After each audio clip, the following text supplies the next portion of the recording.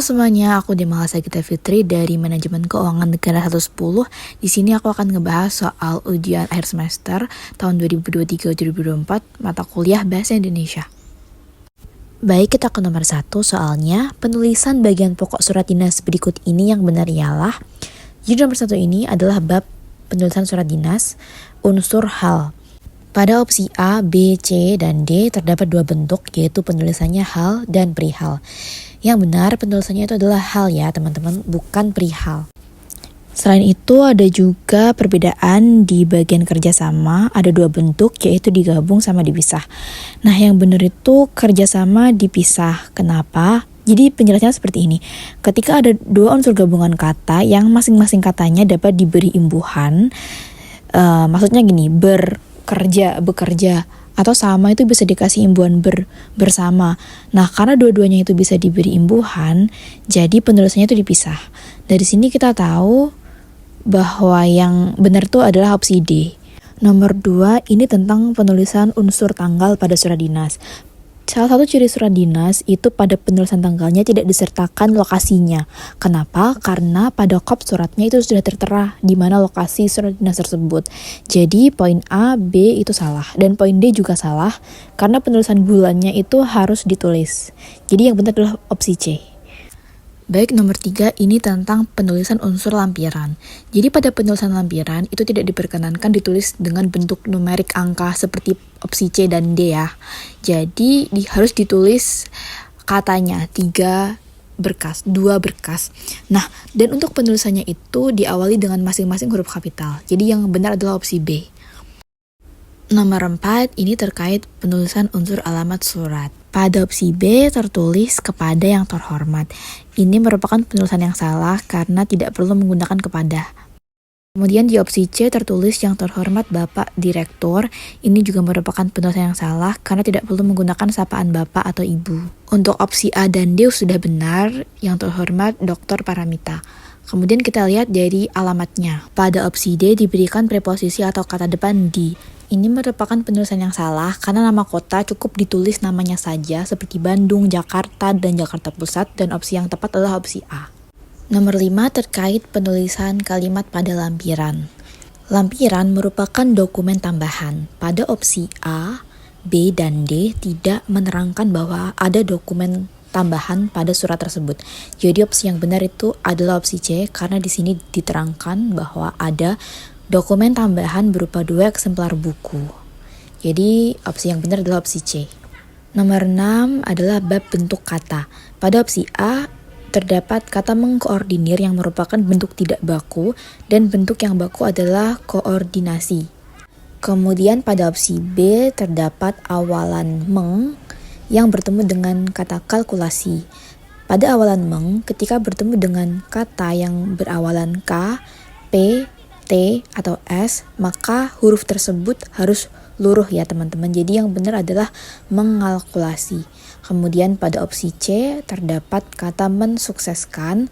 Ini juga salah karena sesuai aturan tadi awalan meng ketika mendapati huruf K, P, T, S itu akan luruh. Jadi yang tepat adalah menyukseskan. Jadi yang tepat adalah opsi D yaitu mempersembahkan. Nomor 7 tentang kalimat efektif. Kalimat efektif itu merupakan kalimat yang tidak bertele-tele, yang ringkas, padat, dan jelas. Nah, kita mulai dari opsi A.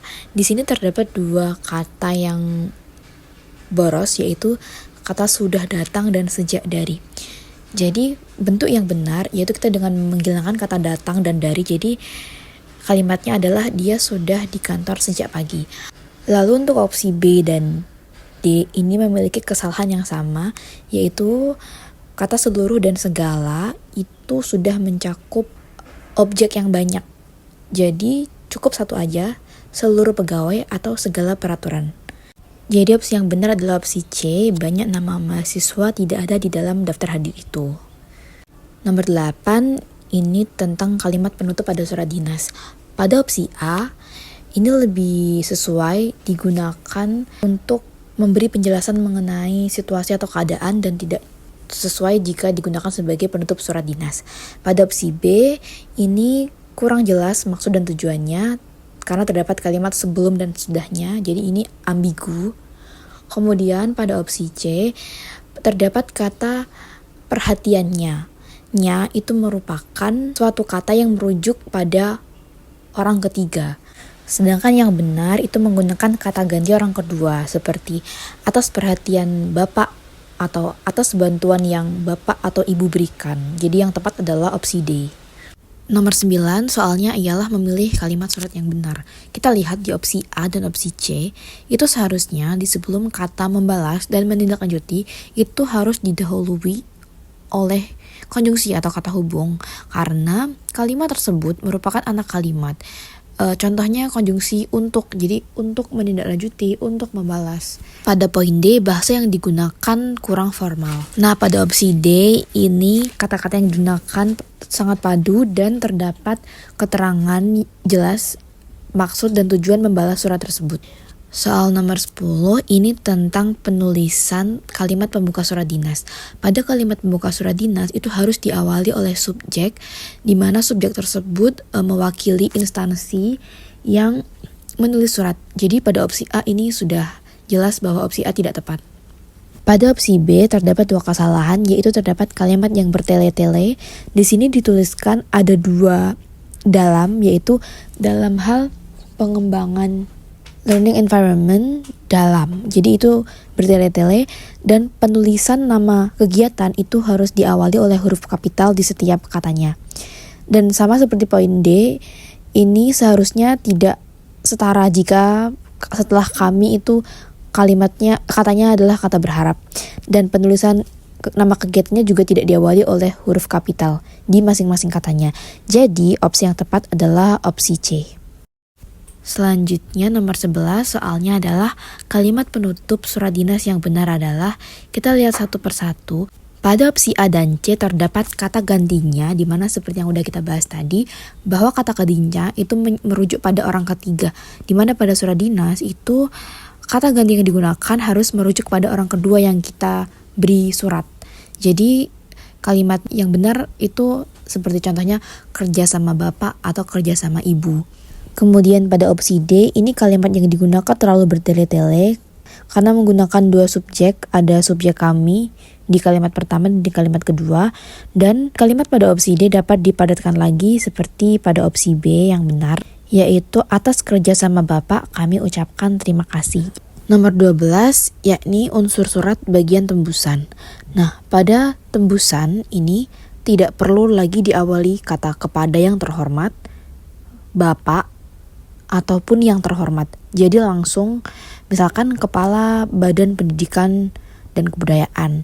Dan kata tembusan itu tidak perlu ditulis menggunakan huruf kapital, hanya huruf depan saja yang ditulis menggunakan huruf kapital. Kemudian apabila tembusan itu hanya satu, tidak perlu diberi penomoran di depan. Namun apabila tembusan yang diberikan itu lebih dari satu, maka menggunakan penomoran 1, 2, 3, dan seterusnya. Jadi opsi yang tepat adalah opsi D. Nomor 13 ini merupakan unsur penanda tangan pada surat dinas dan menggunakan singkatan A titik N titik atau atas nama. Huruf A dan N itu ditulis dengan huruf non kapital. Jadi opsi A, C, dan opsi D itu salah. Karena singkatan atas nama harusnya keduanya ditulis menggunakan huruf non kapital. Pada soal ini tidak terdapat jawaban yang benar karena seharusnya setelah kata kemahasiswaan itu terdapat tanda koma. Di nomor 14 terdapat paragraf di mana yang ditanyakan di soalnya yaitu karya tulis ilmiah yang baik harus terdapat gap, yakni kesenjangan antara harapan dan realitas. Unsur tersebut harus ada di latar belakang pada karya tulis ilmiah. Nah, kita baca dari kalimat pertama. Kalimat pertama dan kedua ini tidak menerangkan adanya gap atau kesenjangan antara realitas dan harapan. Kedua kalimat tersebut cenderung mendeskripsikan atau menjelaskan suatu hal. Nah, setelahnya kita akan melihat pada kalimat ketiga. Di situ dijelaskan bahwa terdapat kata namun yang menyatakan pertentangan terhadap harapannya, yaitu siswa dengan IQ tinggi diharapkan mendapat prestasi yang tinggi, namun kenyataannya Dalam proses pembelajaran di sekolah, sering ditemukan siswa yang tidak dapat meraih prestasi belajar yang setara dengan intelijensinya. Jadi jawaban yang tepat adalah opsi C, yaitu kalimat 3. Kemudian di nomor 15 ditanyakan terkait kesalahan ejaan pada paragraf. Ejaan yang salah itu dapat meliputi kesalahan penggunaan imbuhan, awalan atau akhiran. Pada kata pembelajaran, kata dasarnya yaitu belajar, di mana huruf B itu tidak seharusnya luruh ya. Jadi yang benar itu adalah pembelajaran. Jadi jawabannya adalah C, kalimat 3. Kemudian soal nomor 16, terdapat soal mengenai kata tidak baku. Nah, di paragraf tersebut ada satu kata tidak baku, yakni kata aktivitas yang seharusnya ditulis menggunakan huruf V bukan huruf F. Jadi nomor 16 jawabannya adalah A, kalimat 1. Nomor 17 ini terkait syarat pemilihan judul karya tulis ilmiah. Sebelumnya kita harus tahu 4 syarat pemilihan judul karya tulis ilmiah. Kita bahas dari opsi D ya. Opsi D ini salah karena judulnya itu harus sesingkat mungkin dan sesuai dengan topik, bukan sama dengan topik. Jadi opsi C dan D salah. Kemudian harus berbentuk frasa, bukan kalimat. Jadi jawabannya adalah A. Nomor 18 soalnya adalah terkait penulisan judul karya tulis ilmiah yang tepat. Nah, pada penulisan judul karya tulis ilmiah, itu setiap awalan kata harus menggunakan huruf kapital, kecuali atau pengecualian pada konjungsi. Pada judul ini kita harus mengidentifikasi terlebih dahulu mana saja yang termasuk konjungsi. Pengaruh literasi keuangan terhadap perilaku mahasiswa dalam mengelola keuangan. Di sini kita sudah menemukan ada 2 konjungsi, yaitu terhadap dan dalam. Jadi, kata terhadap dan dalam ini tidak diawali oleh huruf kapital. Kemudian untuk opsi A ini salah karena kata literasi tidak ditulis kapital. Opsi B salah. Opsi C juga salah. Jadi jawaban yang tepat adalah opsi D. Nomor 19 yaitu penulisan buku acuan pada daftar pustaka menurut peraturan 9 PKNS tahun 2020. Jadi kita bedah satu-satu dari urutan yang pertama yaitu penulis. Apabila ditulis oleh lebih dari 1 penulis atau 2 penulis, itu kata hubung yang digunakan adalah dan dalam bentuk simbol, bukan dalam bentuk huruf. Kemudian setelah itu ada tahun. Pada peraturan 9 itu tahun ditulis menggunakan tanda kurung. Dan untuk judul itu yang menggunakan huruf kapital hanyalah kata pertama dan nama diri. Karena bukunya ini berbahasa Inggris, jadi ditulis menggunakan italic atau ditulis menggunakan huruf miring. Setelah itu ada informasi mengenai edisi buku. Setelah edisi, kemudian diikuti oleh penerbit. Pada penerbit tidak perlu ditulis menggunakan huruf miring, karena ini merupakan suatu perusahaan, jadi tidak perlu ditulis menggunakan huruf miring. Jadi opsi yang benar adalah yang B. Nomor 20, yaitu keterangan yang terdapat dalam catatan kaki. Kita harus tahu apa dulu itu catatan kaki.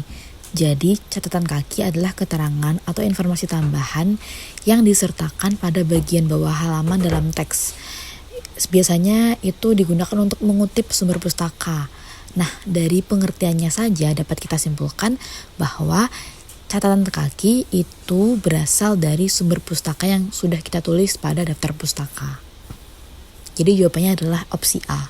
Selanjutnya adalah nomor 21. Hal yang perlu dikemukakan dalam abstrak adalah, jadi abstrak itu merupakan informasi yang perlu dikemukakan secara singkat dan padat yang mencakup beberapa elemen penting yang menggambarkan inti dari penelitian atau karya tulis. Jadi jelas tidak ada latar belakang di dalamnya. Jadi abstrak itu sendiri mengandung satu, yang pertama ada jenis penelitian, tujuan penelitian, metode penelitian, dan yang terakhir adalah hasil penelitian. Keempatnya telah mencakup isi dari karya tulis, jadi opsi yang benar adalah opsi C. Nomor 22 yaitu tentang penulisan kutipan tidak langsung menurut standar APA yang benar. Jadi di sini penulisnya itu lebih dari 3. Jadi kita menggunakan et al. Et al sendiri itu hanya ditulis menggunakan titik setelahnya tanpa koma. Jadi opsi C salah. Kemudian penulisan et al. Itu harus ditulis miring dalam jurnal bahasa Indonesia. Jadi opsi D juga salah. Kemudian penulisan tahun itu hanya tahun dalam kurung tanpa ditulis halamannya. Jadi opsi yang benar adalah opsi B. Nomor 23, sistematika laporan teknis berbentuk serupa dengan sistematika karya tulis ilmiah secara umum. Jadi di sini sistematika itu sendiri berupa bagian-bagian yang di dalamnya. Di sini laporan teknis itu memiliki sistematika yang sama dengan karya tulis seperti yang tertera di sini. Jadi jawaban yang benar adalah opsi A. Kemudian soal nomor 24. Diskusi yang skalanya paling besar adalah, jadi kita harus membedah satu persatu istilahnya. Dari opsi yang D, simposium, itu merupakan pertemuan ilmiah atau akademik yang membahas hasil penelitian mereka. Kemudian semiloka, itu diskusi mendalam kelompok terbatas. Jadi skalanya bukan yang paling besar. Konferensi sendiri, itu skalanya juga besar, namun hanya membahas bidang tertentu. Jadi, menurut pengertian, diskusi yang skalanya paling besar itu adalah kongres. Kongres merupakan suatu bentuk pertemuan atau diskusi yang memiliki skala paling besar dibandingkan dengan diskusi yang lainnya. Kemudian yang terakhir, nomor 25, berikut ini adalah teknik membuka pidato kecuali. Jadi di sini ada beberapa teknik dalam membuka pidato. Membuka pidato itu sendiri bertujuan untuk menarik atensi audiens. Nah, dari keempat opsi, itu opsi A, B, dan C masuk ke dalam teknik membuka pidato. Jadi jawabannya kecuali yang benar adalah opsi D, yaitu menjelaskan latar belakang dan masalah. Lanjut kita ke soal esai. Soal yang pertama yaitu apakah perbedaan skripsi, tesis, dan disertasi? 3 hal tersebut dapat dibedakan dari 4 hal, yaitu dari tingkat pendidikan, tujuan, kedalaman dan ruang lingkup, serta metodologi. Skripsi disusun oleh mahasiswa yang sedang menempuh pendidikan sarjana atau S1. Kemudian dari tujuannya juga bisa kita lihat untuk sebagai syarat untuk memperoleh gelar sarjana. Kemudian terdapat ruang lingkupnya serta metodologinya yang biasanya lebih sederhana dibandingkan tesis atau disertasi. Dan metode yang dipilih cenderung lebih praktis, serta fokus pada penelitian lapangan atau studi literatur. Sama halnya seperti tesis dan disertasi, terdapat 4 unsur yang membedakan. Tesis disusun oleh mahasiswa yang sedang menempuh magister atau S2, sedangkan disertasi oleh mahasiswa yang sedang menempuh pendidikan dokter atau S3. Dari tujuannya juga berbeda, untuk memperoleh gelar magister untuk tesis dan disertasi untuk memperoleh gelar dokter. Dari kedalaman dan ruang lingkupnya juga beda. Kemudian dari segi metodologinya, tesis menggunakan metode penelitian yang lebih kompleks dan canggih. Sedangkan disertasi ini menggunakan metodologi penelitian yang sangat canggih serta teoritis. Soal nomor 2, sebutkan beberapa fungsi surat dinas. Setidaknya terdapat 5 fungsi dari surat dinas itu sendiri. Antara lain yang pertama, surat menjadi bukti nyata hitam di atas putih. Yang kedua, sebagai alat pengikat dan pengingat. Kemudian yang ketiga, sebagai atau menjadi bukti sejarah seperti pada surat-surat tentang perubahan dan perkembangan suatu instansi. Yang keempat, surat menjadi pedoman kerja. Dan yang terakhir, menjadi duta atau wakil penulis untuk berhadapan dengan kawan bicaranya. Lanjut soal nomor 3, yaitu menjelaskan 3 jenis diskusi yang kita ketahui. Jadi kita sebutkan 3 saja, tapi sebenarnya ada banyak jenis diskusi, antara lain ada diskusi terbuka, diskusi terstruktur, diskusi panel, diskusi debat, diskusi kelompok kecil, diskusi forum, diskusi kelompok fokus, diskusi simposium, dan yang terakhir diskusi informal.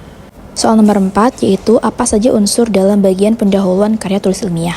Dalam bagian pendahuluan karya tulis ilmiah itu terdapat 5 bagian. Yang pertama adalah latar belakang yang memberikan konteks mengapa topik atau permasalahan tersebut penting untuk dibahas. Kemudian ada tujuan penulisan, menjelaskan apa yang ingin dicapai.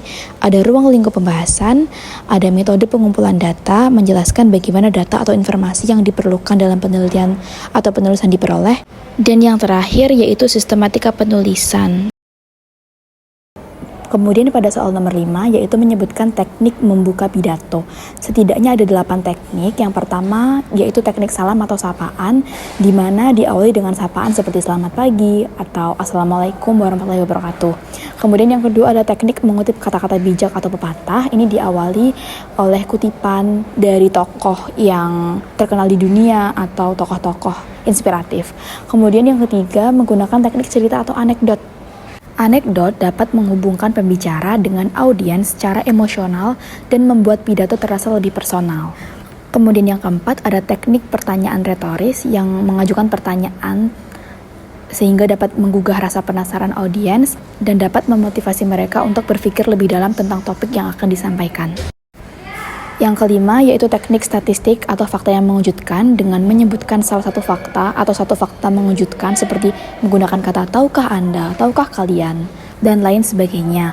Kemudian ada teknik humor yang mengawali dengan candaan untuk mencairkan suasana. Dan yang ketujuh terdapat teknik yang menyatakan tujuan atau harapan di mana kita menyatakan tujuan dari pidato yang ingin disampaikan. Kemudian yang kedelapan, yang terakhir, yaitu teknik menghubungkan diri dengan audiens.